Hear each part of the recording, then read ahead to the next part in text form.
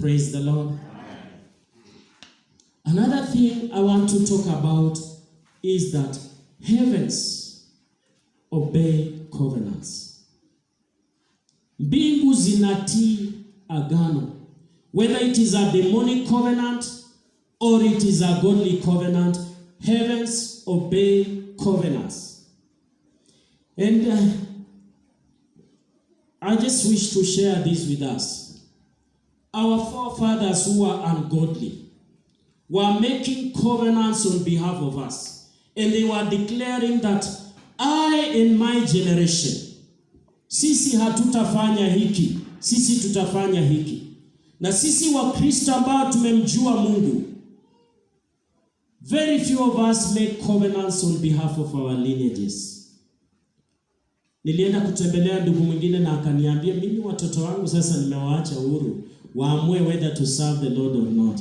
I said, I made a covenant, and I'm always making a covenant and saying, God, my children hata waende wapi, they'll come back to serve you.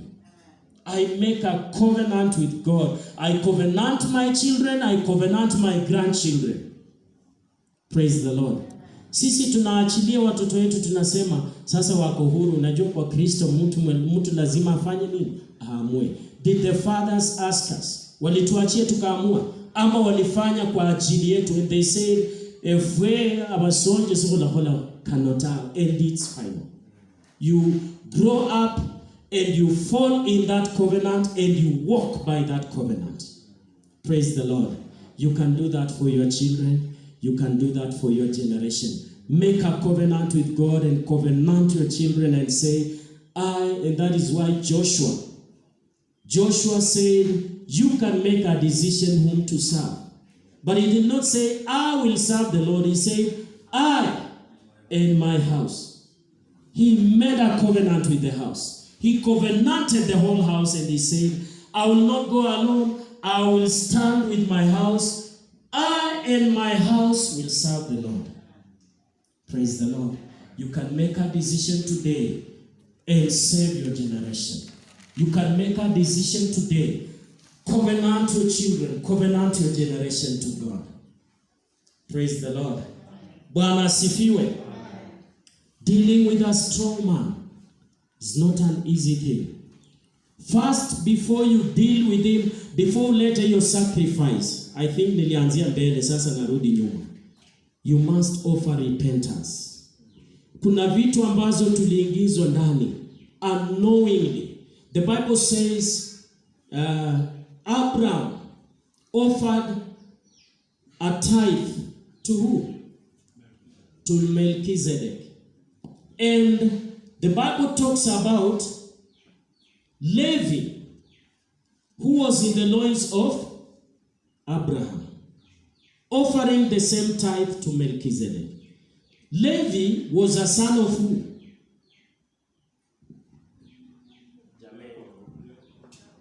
Levi alikuwa mtoto wa nani? Wa Jacob. Jacob mtoto wa nani? Isaac mtoto wa nani? But see what the Bible says. Abraham is offering a tithe. Isaac, I don't know whether Isaac was born by that time. Jacob was not even Isaac was not married when that tithe was being made. Then Jacob alikuwa hata hajakaribia kuzaliwa. Levi naye hata, you could not even mention a name Levi, watu watafikiria unaongea in tongues. But when Abraham was offering that tithe, the Bible says Levi was there. When you give a sacrifice, when you make a covenant, you're not doing it as an individual. You are doing it with all your generation. That is why as Christians, we have to be careful the life we live. Bwana asifiwe. If you mess up your life, do you know you are not messing up with yourself alone? You are messing up with a whole generation.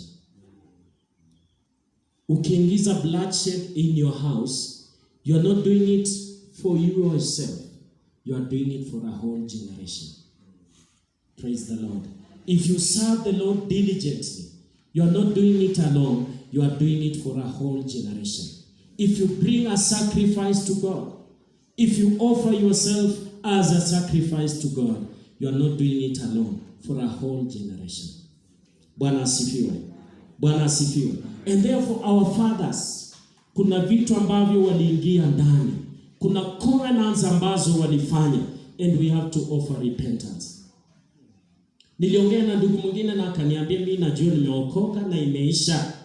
Ndio imeisha, utaenda mbinguni. Lakini hapa duniani you'll struggle to live as a Christian, because that covenant is still speaking in your life until you make another bigger covenant that will break the other one. Kuna siku moja Yakobo akawa anatembea tu, akatembea akachoka, akaenda kupumzika, na Biblia inasema akachukua mawe akajishikilia. Yeye hajui nini ilifanyika hapa mahali. I'm talking about a stronghold that affects the land, whether godly or ungodly. You raise up an altar unto God in the land, it will speak in that land. Yeye akapumzika hivi. Wakati anapumzika, akaona ndoto, a vision. Angels ascending and descending. Akajua kumbe hapa mahali there's an altar unto God. Yeye hakuwa wakitengeneza, lakini that altar still spoke in that land. Kuna altars ambazo they are ungodly, they are still speaking in your land. Can you silence those altars? You will defeat the strong man. Lakini kama bado zinaongea, wewe unakuja kupanda, unatangaza ya kwamba hii shamba inaenda kumea, and that stronghold is still speaking, it has a legal ground, utapambana. Bwana asifiwe. Let me tell you another story na malizia. When I was given my portion of land, na baba yangu alikuwa amejaribu kulima hapo mahali penye alinipa. Of all his land, that was the worst place. But there is no way evade. By the way, mimi nilikuwa favorite son wa my dad. Alitaka sana kunipa mahali pazuri, but because I'm the last born, I have to inherit ile ya nyumbani. Na hapo mahali palikuwa pagumu. Alijaribu kupanda miwa ikafika hapa. Those who knew my dad walijua ni mkulima. Lakini tulipanda miwa ikafika hapa, mahindi ikafika hapa, ikashindwa hapo mahali. Akasema wacha tu ng'ombe graze hapa. So wakati alinipa na nikaanza kulima, akaniita akaniambia hapo mahali ni pagumu. Hapo mahali ni pagumu. That is a farmer anakuambia. Then I was like, why is this place so hard? I discovered there was a shrine in that land that was put by the grandfather of the person who sold us the land. Alikuwa na homestead pale, akaeka fig tree, and it was a shrine. So when I discovered that, by the help of God, nikaita brethren and we prayed and broke the power ya hiyo shrine. We gave redemption. We offered redemption. The Bible says in Leviticus, you shall offer redemption to the land which I give you. So we offered redemption for the land.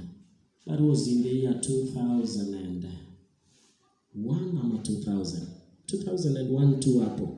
We offered redemption for the land. And we prayed over the land. And I told God, this land, I'm restoring it to your redemptive purpose. Na nikaenda kununua mbolea na nikapanda miwa. I've never harvested a harvest like the one I got that year. I got 7 trailers kwa eka moja. I'm not talking about eka za Bunuasi. It's something that I did, and my dad was amazed.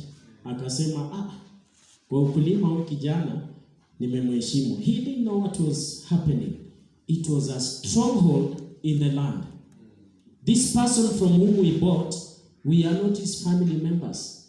But the stronghold was still in the land, holding the land because it was put legally. Praise the Lord. Those are some of the things. I know this is a long topic. We can talk and talk and talk. But I'm just mentioning a few things so that by the help of God, if you have the heart, God will help you to deal with the strongholds that are affecting your life. Bwana asifiwe. Many Christians are struggling kwa sababu ya strongholds ambazo ziko kwa jamii, ziko kwa nchi, the land you bought. Kuna strongholds in families, in cities, like here in Malava. We were praying the other day and telling God, raise up an army. If you are ready to pray for Malava, God will give you the grace. We are praying for that grace, that God may raise up, especially, I'm not saying I'm excluding, but especially watu wenye wamezaliwa Malava. The Kabrasis. Let's cry for our land. There are strongholds in this land. Huwezi kuziona, lakini unaweza kuona matunda yake kama uko sensitive in the spirit. Do you know that? Let me tell you the last one, alafu namalizia. Do you know that stima kufika hapa Malava iligharimu watu kuomba? Stima ilifika Msaga, the edge ya Kabras. Ikafika Lubao, the boundary ya Kabras. Ikafika just behind the hills kulikuwa na stima. Ikafika Matete. But all over Kabras land, stima haikuwa. Na watu wakachukulia tu rahisi. Bwana asifiwe. The land has resisted. Lakini wakati watu waliamua kuomba, wakapiga magoti, ndio ikakanyaga Malava.